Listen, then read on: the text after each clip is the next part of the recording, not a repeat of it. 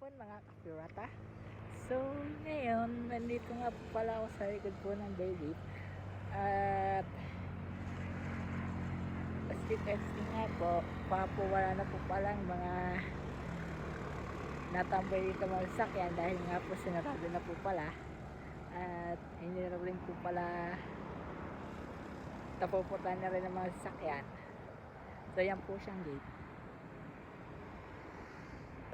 So papunta rin pa pala dito pero hindi lang nakapasa sa sasakyan tsaka ang makapunta lang nagja-jogging tayo ng mga bike. Pwede ang bike kailangan. So share ka po pala sa tropa Siomay din sa Cavite Pirates sa senior bikers din. So malamig po pala dito at tahimik din. Wala na po pala masyadong mga sasakyan dahil sa parte po ito puro joggers na lang tsaka mga nag-skateboard na lang nandito.